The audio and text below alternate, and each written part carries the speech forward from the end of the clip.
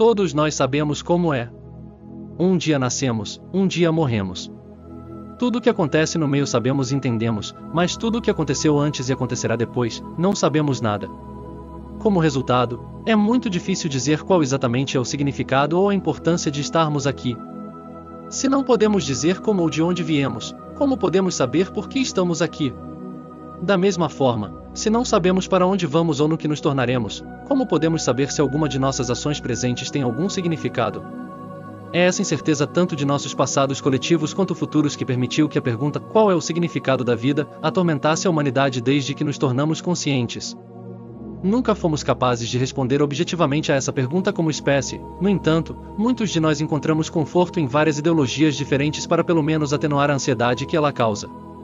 Em muitas religiões diferentes, uma divindade fez todo o universo, nos colocou nele, e o que quer que façamos nesta terra será usado para determinar quando e como passaremos a eternidade depois.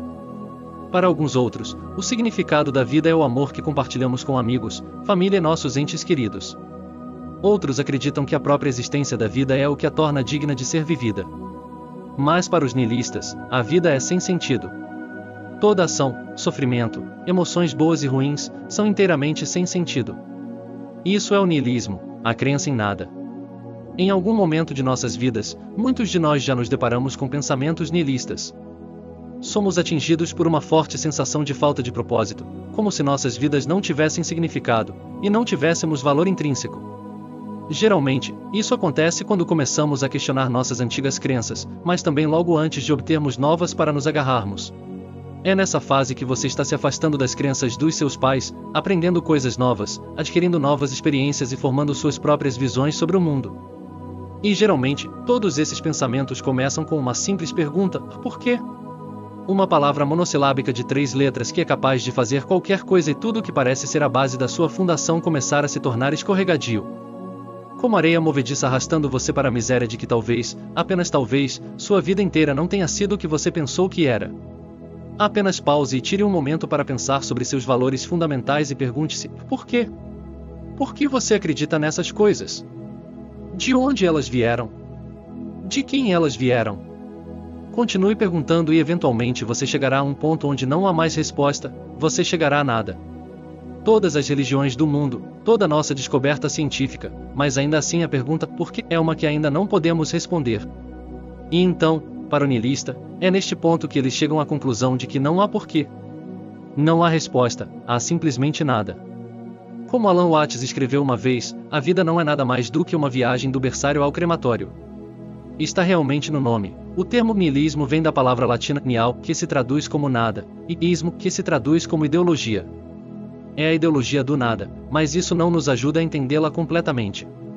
Geralmente, as pessoas confundem niilismo com pessimismo, mas eles são muito diferentes um do outro. Os pessimistas acreditam no pior resultado. Eles têm uma visão negativa do mundo e tendem a focar nos aspectos negativos da vida, porque acreditam que, no final, o mal sempre superará o bem. E isso é o que os torna diferentes. Os pessimistas acreditam que há bondade no mundo, mas eles simplesmente não acham que os humanos são capazes de realizá-la, pelo menos em sua totalidade. Os niilistas, por outro lado, não acreditam em nada. Eles não acreditam que haja mal no mundo, nem acreditam que haja bondade no mundo. Na mente do niilista, o mundo simplesmente existe e os humanos criaram a moralidade, criando assim o bem e o mal. Vamos usar a metáfora do copo. Os otimistas dizem que você deve ver o copo meio cheio, enquanto os pessimistas dizem que devemos ver o copo meio vazio. E os niilistas? Eles dizem para jogar o copo inteiro fora, porque o que importa se está cheio ou vazio?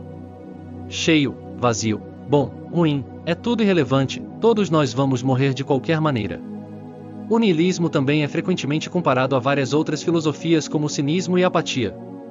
Mas, novamente, são todos muito diferentes um do outro. E categorizar corretamente seus pensamentos nesses cestos pode ser mais difícil do que você pensa. Os cínicos acreditam que as pessoas são sempre motivadas pelo interesse próprio. Eles não acreditam que ninguém possa ter motivos intrinsecamente bons. Eles não têm fé na espécie humana e acreditam que todos nós somos inteiramente egoístas, lutando apenas para o nosso próprio benefício. No entanto, a ideia de que os humanos não são bons significa que, na mente do cínico, o bem existe em algum lugar lá fora, apenas não nos humanos. Na mente do niilista, nada existe lá fora, não há bem ou mal. Eles não veem as pessoas como más, nem as veem como boas, porque não acreditam que nenhuma dessas coisas exista. Eles são simplesmente traços que aplicamos às coisas. Pessoas apáticas não se importam. Elas podem acreditar que há um significado para a vida, mas simplesmente não se importam com isso. O niilismo, por outro lado, é a ideia de que não há um grande design ou propósito. Nada em que acreditarem, portanto, nenhum significado.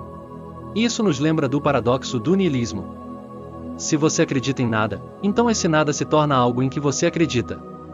Mas, como você agora acredita em algo, então não há niilismo, porque niilismo é a crença de que não há nada. O niilismo é bem diferente de outras ideias filosóficas porque foi primeiro uma invenção literária antes de se tornar filosófica. Como resultado, não é tão claramente definido quanto muitas das outras filosofias que existem. Muitas pessoas diferentes o explicaram de maneiras diferentes, mas eventualmente essas diferentes definições foram categorizadas, formando muitos tipos diferentes de niilismo. Há o niilismo político. Os niilistas políticos acreditam que para a humanidade avançar como espécie, toda a ordem política, social e religiosa deve ser destruída. Depois há o niilismo ético. Ele rejeita a ideia de valores éticos ou morais absolutos. Com esse tipo de niilismo, bom ou ruim é apenas definido pela sociedade. Como tal, não deve ser seguido se quisermos como espécie atingir a liberdade individual absoluta. Podemos meio que fazer o que quisermos.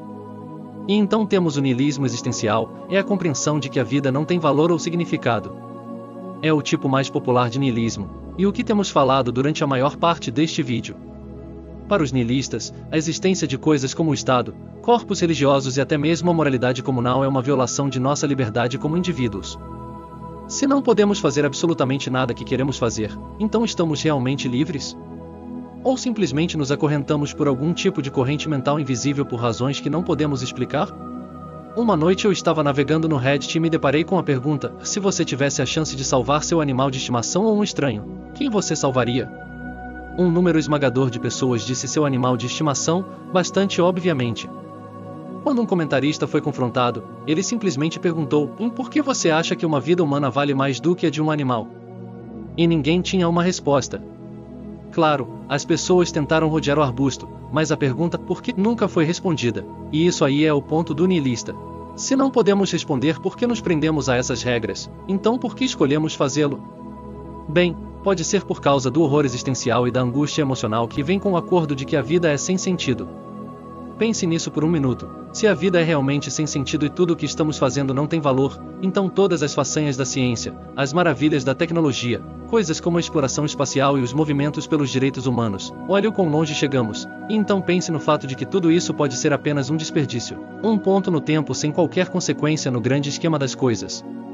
Saber que todas as coisas que experimentamos, os altos e baixos que passamos, que no final, é tudo por nada.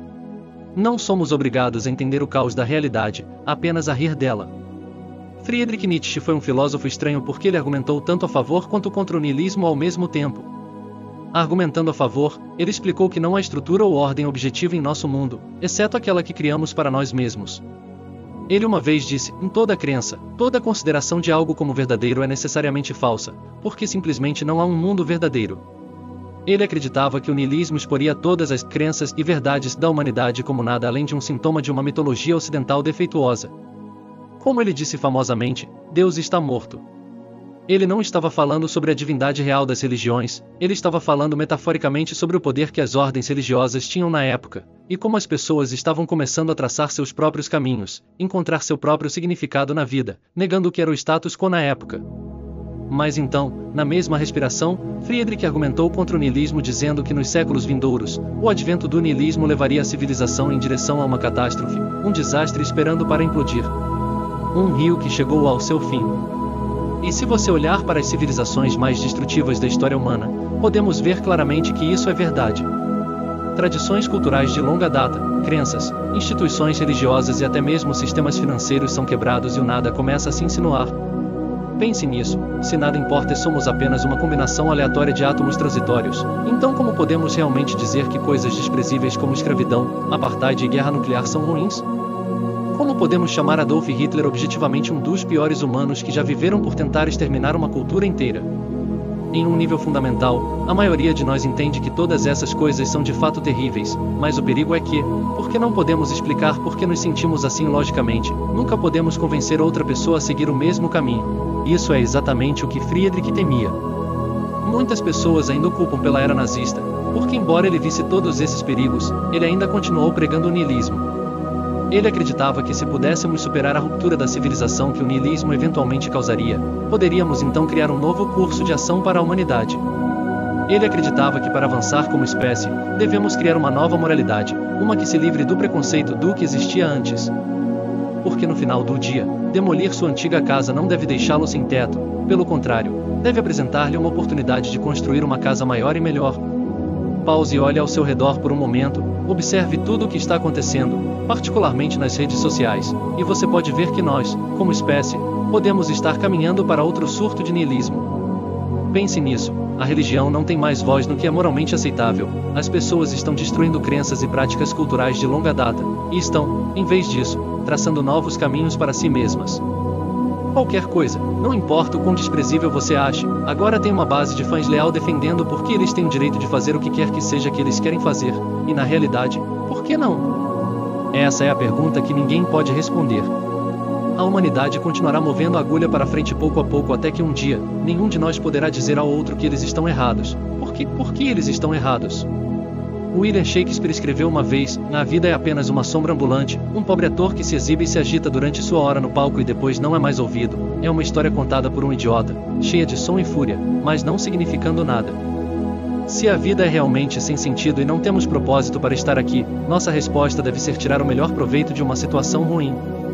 Em vez de ver o copo meio cheio ou meio vazio, podemos simplesmente jogá-lo fora e beber diretamente da torneira até ficarmos satisfeitos. Porque no final do dia, a própria vida é razão suficiente para viver.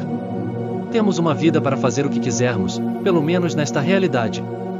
Quer receber mais vídeos como esse? Então se inscreva e deixe o like.